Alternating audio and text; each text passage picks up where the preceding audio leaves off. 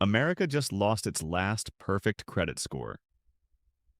On May 16, 2025, Moody's downgraded the United States government from marking the first time in over a century that America doesn't hold a top rating from any major credit agency. But while markets trembled slightly, this wasn't exactly a surprise. It was the culmination of years of fiscal warning signs that Washington has consistently ignored.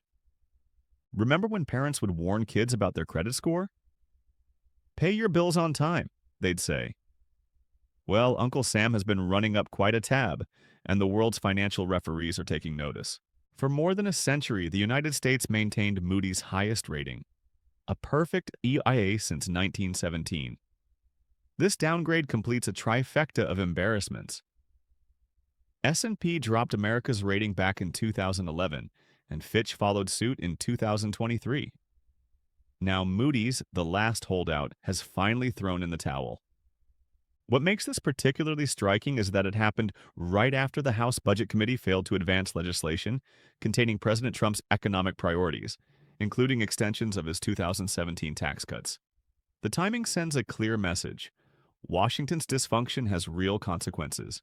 So what exactly drove Moody's to make this historic decision? It wasn't just one thing, it was years of financial red flags that finally became impossible to ignore.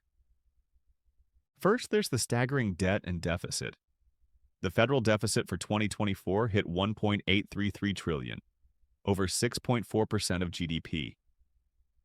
That's the third largest deficit in American history outside of the COVID pandemic. Through just the first 5 months of fiscal year 2025, we've already racked up a $1.1 trillion deficit, which is 18% larger than the same period last year. These aren't just abstract numbers. Moody's sees these deficits growing to nearly 9% of GDP by 2035. The national debt has now surpassed $36 trillion, and for the first time ever, interest payments exceeded $1 trillion annually. Think about that. We're borrowing money just to pay the interest on money we've already borrowed. But perhaps even more concerning is the second major factor: political gridlock. Moody's specifically called out how successive U.S. administrations and Congress have failed to agree on measures to reverse the trend of large annual fiscal deficits. Our political system seems increasingly incapable of addressing these challenges. The evidence is clear. Congressional polarization has steadily worsened since the 1970s. The current Congress is on track to be among the least productive in history. Republicans resist tax increases. Democrats fight spending cuts, and meaningful compromise on fiscal issues has become increasingly rare. Then there are the structural drivers making this problem nearly impossible to solve. An aging population means 10,000 Americans turn 65 every day through 2030, straining Social Security and Medicare. Healthcare costs continue to spiral upward, and our tax system consistently fails to generate enough revenue to cover spending commitments. All of this adds up to what Moody's sees as a fundamental shift in America's fiscal position, one that no longer justifies the pristine GEHUA rating the U.S. has enjoyed for generations. So, what happens now? The immediate market reaction was modest but noticeable. Yields on 10-year Treasury notes ticked up slightly, bond prices dipped, stock futures showed minor declines. But the historical precedent is interesting. When S&P downgraded the U.S. in 2011, markets initially panicked. Then, counterintuitively, Treasury yields actually fell as investors sought safety amid broader market turbulence. Similarly, the Fitch downgrade in 2023 caused barely a ripple in borrowing costs. The real danger isn't in the immediate market reaction, it's in the long-term implications.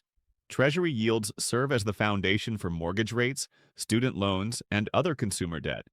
If investors begin demanding higher returns for lending to the U.S. government, Americans already struggling with inflation and tariffs could face even higher costs.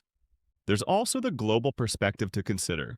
While U.S. Treasury securities remain among the safest investments worldwide, they're no longer the unquestioned risk-free benchmark they once were. This gradual erosion could eventually threaten the dollar's status as the world's reserve currency, though Moody's noted this position remains a significant American strength for now.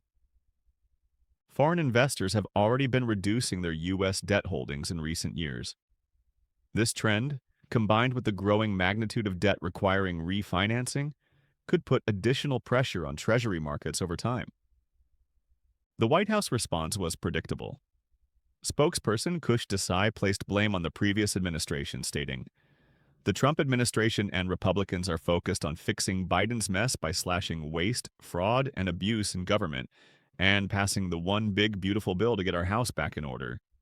But even with proposed cuts to Medicaid and food assistance programs, Republicans aren't expected to offset the full cost of planned tax cuts, which Moody's estimates could add $4 trillion to the deficit over the next decade.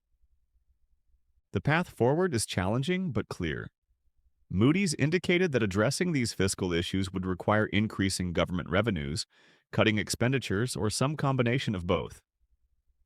Implementing effective measures to stabilize and eventually reduce the debt burden could potentially restore the AAA rating in the future.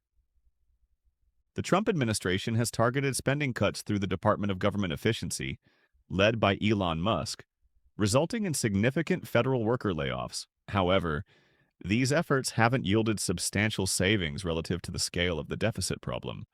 What makes this moment particularly significant is what it represents symbolically. For generations, U.S. government debt was universally considered the safest investment in the world, the benchmark against which all other risk was measured. That era has now officially ended. Yet America still possesses extraordinary economic strengths. We have the world's most dynamic economy and the global reserve currency. These advantages provide time and flexibility to address fiscal challenges before they become crises. The question now isn't whether America can solve these problems. It's whether our political system can summon the will to make the necessary adjustments. The growing national debt represents a burden we're placing on future generations, and the longer we wait to address it, the more painful the eventual solutions will be. What do you think?